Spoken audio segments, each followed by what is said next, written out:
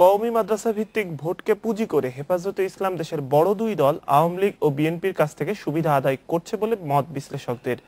সংগঠনটিকে কাছে টানার এই প্রবণতা দেশের ভবিষ্যৎ রাজনীতির জন্য অশনি সংকেত বলেও সতর্ক করছেন তারা। তবে হেফাজতের দাবি, ক্ষমতায় থাকা ও আশার স্বার্থেই তাদের সমর্থন আদায়ের চেষ্টা করছে দলগুলো। শাপলা চত্বরে তাণ্ডবের শুরুতে কওমি মাদ্রাসা ভিত্তিক সংগঠন হেফাজতে ইসলামের দাবি দেওয়ার প্রতি সমর্থন দেয় বিএনপি। পাশে থাকার চেষ্টা করে এরশাদের জাতীয় পার্টিও। তবে তাণ্ডব পরবর্তী অভিযানে হটে গেলে নানামুখী সমালোচনায় কোণঠাসা হয়ে পড়ে সংগঠনটি।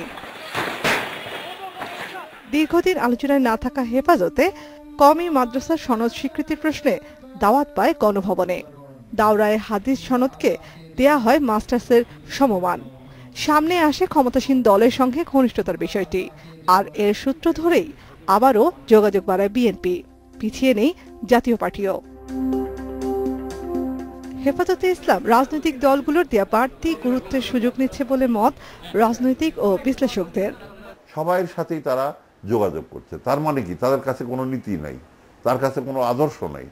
এই দলগুলির তো কতগুলি নীতি আছে, আদর্শ আছে, তাহলে এই দলগুলির সাথে নির্বিশেষে, সে নীতি নির্বিশেষে যে যোগাযোগ করছে, তার মানে হচ্ছে তারই হচ্ছে সুবিধাবাদী নীতি। ধর্মের প্রতি দুর্বলতা, ধর্মের প্রতি অনুরাগ কিংবা ধর্মের ভিত্তিতে উগ্রতা, এটারই সুযোগ নিচ্ছে তারা। এই যে রাজনৈতিক ইসলাম প্রতিষ্ঠার চেষ্টা করছে। তবে সুবিধা আদায়ের এই অভিযোগ নাকচ করেছে সংগঠনটি। তাদের দাবি, কওমি মাদ্রাসা ভিত্তিক ভোটের সুবিধা নিতেই ঘনিষ্ঠতা বাড়াতে তৎপর রাজনৈতিক দলগুলো।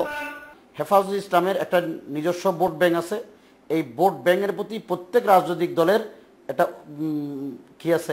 আগ্রহ আছে। অতএব হেফাজতে ইসলাম কোনো রাজনৈতিক দলের কাছে যাবে না, রাজনৈতিক দলগুলো তাদের স্বার্থে হেফাজতের কাছে আসবে। এদিকে হেফাজতে ইসলামের আদর্শ বা 13 দফা দাবিকে অসাম্প্রদায়িক বাংলাদেশের জন্য হুমকি মনে করছেন বিশ্লেষকেরা। তাদের মতে বড় দলগুলোর গুরুত্ব পেতে থাকলে রাজনীতিতে বিপজ্জনক হয়ে উঠতে পারে হেফাজতে। নাফিজাতুল্লাহ, ইন্ডিপেন্ডেন্ট নিউজ, ঢাকা।